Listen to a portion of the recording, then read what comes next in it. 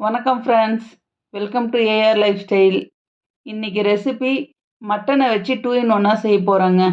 Mutton fry, mutton gravy, mutton soup இதெல்லாம் எப்படி ஷார்ட்கட்டில் செய்கிறதுன்னு பார்க்கலாம் வாங்க. இந்த மட்டனோட அளவு 1 கிலோங்க. நல்லா வாஷ் பண்ணிவிட்டு கடைசியாக டர்மரிக்லாம் போட்டு வாஷ் பண்ணி ரெடியாக வச்சுருக்கேங்க. குக்கரில் மட்டன் போட்டு வேக வச்சிடலாங்க. தண்ணி 1/2 லிட்டர் அளவுக்கு சேர்த்துக்கலாம். மஞ்சள் தூள் 1/2 டீஸ்பூன் சேர்த்துக்கலாம். கொஞ்சமாக உப்பு சேர்த்துக்கலாங்க.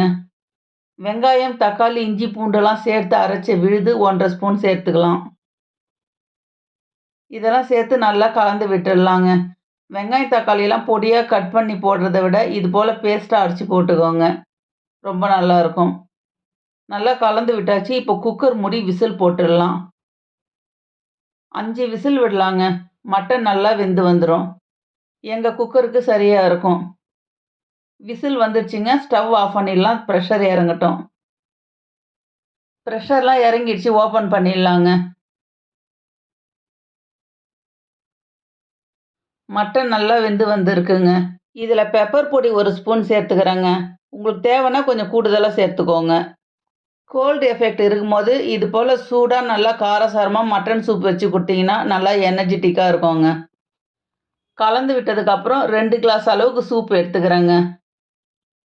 உங்கள் வீட்டில் மட்டன் பிடிக்காதுன்னு இருக்கிறவங்களுக்கு இது போல் சூப்பாக வச்சு கொடுத்துருங்க. அவங்களுக்கு தேவையான அளவு சத்துக்கள் கிடச்சிரும். குழந்தைங்க, பெரியவங்க, வயசானவங்கன்னு எல்லாருமே குடிக்கலாங்க. 2 கிளாஸில் ஊற்றிட்டு கொத்தமல்லி கொஞ்சமாக தூவி கொடுத்துருங்க. ரொம்ப டேஸ்ட்டாக இருக்கும். சூடாக குடித்தா இன்னும் நல்லது. ஸ்டவ்வில் வானல் வச்சு 1/2 ஸ்பூன் அளவுக்கு ஆயில் ஊற்றியிருக்காங்க. 2 ஏலக்காய், 10 லவங்கம் சேர்த்துக்கலாம். ஆயில் சூடேறிடுச்சு. பிரிஞ்சி இலை 1 சேர்த்துக்கலாங்க. பட்டை 2 பெரிய சைஸு சின்ன சின்னதாக கட் பண்ணி வச்சுருக்கேன். அதையும் சேர்த்துக்கலாம். பெரிய ஸ்பூனில் 1 ஸ்பூன் அளவுக்கு சோம்பு சேர்த்துக்கலாம். 2 பூண்டு உரித்து வச்சுருக்காங்க. பூண்டு சேர்த்துக்கலாம். 1 இன்ச்சு அளவுக்கு இஞ்சி தோல் சீவிட்டு சின்ன சின்னதாக கட் பண்ணி வச்சுருக்கேன். இஞ்சியும் சேர்த்துக்கலாம். மீடியம் சைஸில் 5 வெங்காயம் நீள் வாக்கில் கட் பண்ணி வச்சுருக்கேன். வெங்காயமும் சேர்த்துக்கலாம். இந்த பொருட்கள்லாம் சேர்த்து வதக்கி விட்டுடலாம். மீடியம் சைஸில் 5 வெங்காயம் சேர்த்துருக்காங்க. அதே அளவில் மீடியம் சைஸில் 5 தக்காளி சேர்த்துக்கிறேன். கட் பண்ணி வச்சுருக்கேன். தக்காளி சேர்த்ததுக்கப்புறம் உப்பு கொஞ்சமாக சேர்த்துக்கலாங்க. ஏற்கனவே சூப்பில் வேறு நம்ம உப்பு போட்டு இருக்கோம். உப்பு பார்த்து சேர்த்துக்கோங்க. உப்பு சேர்த்து நல்லா கலந்து விட்டதுக்கப்புறம் மூடி வச்சிடலாம். வெங்காயம், தக்காளி உப்பு போட்டு வதக்கினாவே கொஞ்சம் சீக்கிரமாக வதங்கி வந்துடும்.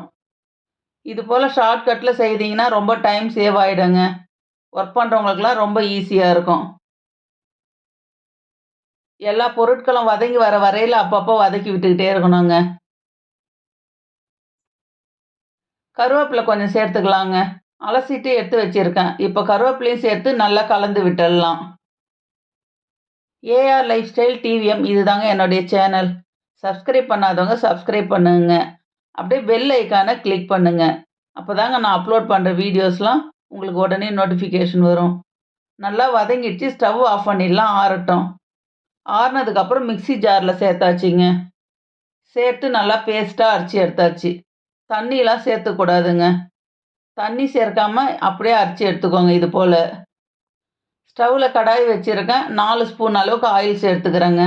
ஆயில் கொஞ்சம் கூடுதலாக தாங்க தேவைப்படும். அப்போ தான் நல்லாயிருக்கும் டேஸ்ட்டு. ஆயில் சூடேறினதுக்கப்புறம் 1 ஸ்பூன் சோம்பு சேர்த்துக்கலாங்க. 1 பிரிஞ்சி இலை சேர்த்துக்கலாம். அரைச்சி வச்ச பேஸ்ட்டும் சேர்த்துக்கலாம். சேர்த்து நல்லா கலந்து விட்டுடலாங்க. தண்ணியெலாம் எதுவுமே சேர்க்கக்கூடாதுங்க.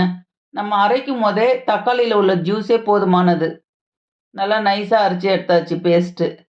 இதிலேருந்து கிரேவி எடுக்க போகிறேங்க. அதனால் வெங்காயம், தக்காளிலாம் கொஞ்சம் அதிகமாக சேர்த்துருக்கேன்.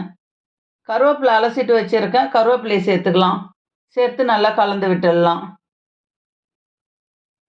இந்த பேஸ்ட் எண்ணெய்லாம் பிரிஞ்சு வர அளவுக்கு இருக்கணும்னு அவசியம் கிடையாதுங்க.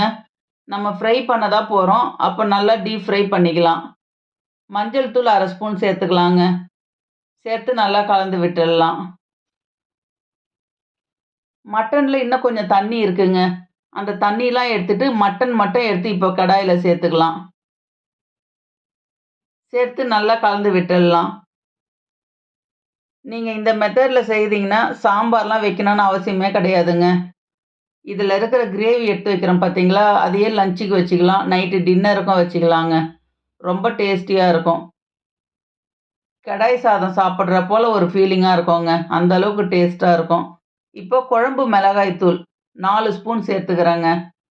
தனி மிளகாய் தூள்லாம் எதுவும் சேர்க்க போறது கிடையாது. குழம்பு மிளகாய் தூள் 4 ஸ்பூன் சேர்த்தாச்சு. சேர்த்து நல்லா கலந்து விட்டுடலாம். அது வரையில ஸ்டவ் மீடியம்லயே வச்சுக்கோங்க. தண்ணி சேர்த்ததுக்கப்புறம் ஹைல வச்சுக்கோங்க. நீங்க இந்த மெத்தட்ல செய்தீங்கன்னா, பெரிய பெரிய ஹோட்டல்லாம் எதுக்குங்க? தெருக்கடை முனியாண்டி விலாஸ்லாம் எதுக்கு? அத விட சூப்பரா இருக்குங்க. ஒரு முறை செய்தீங்கன்னா விடவே மாட்டாங்க. அந்த அளவுக்கு டேஸ்ட்டா இருக்கும். இப்போ நம்ம எடுத்து வச்சிருக்கிற கறி தண்ணி சேர்த்து, அது இல்லாம கொஞ்சம் தண்ணி சேர்த்துருக்கோங்க. 3/4 லிட்டர் அளவுக்கு இருக்கணுங்க. 1 கிலோ கறிக்கு 3/4 லிட்டர் அளவுக்கு இருந்தா போதுமானது. அதுலேருந்து கிரேவி எடுக்கிறதுனால அதிகமா சேர்த்துருக்கேன்.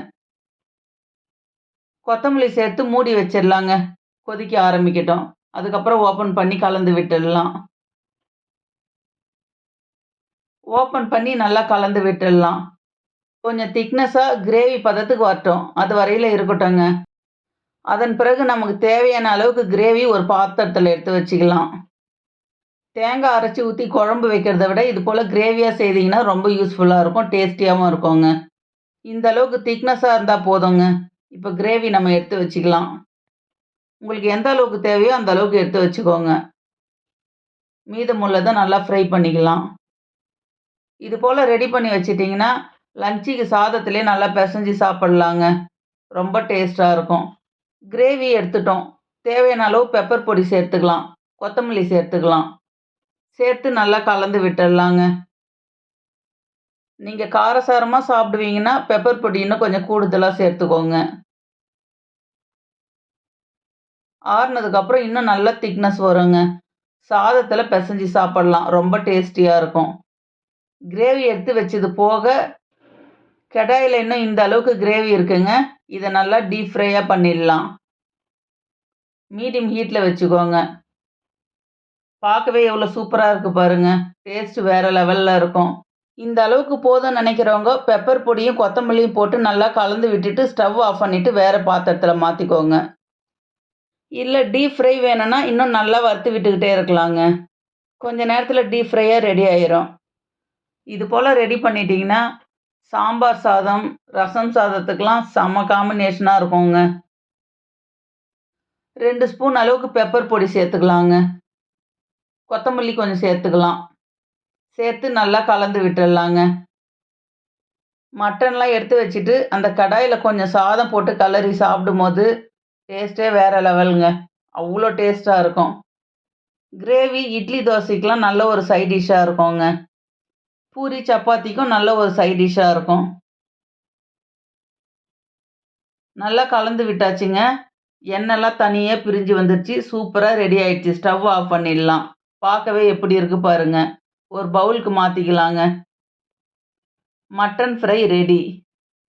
வெங்காயம், தக்காளிலாம் வதக்கும்போதே நம்ம பட்டை, லவங்கம்லாம் சேர்த்துட்டோங்க.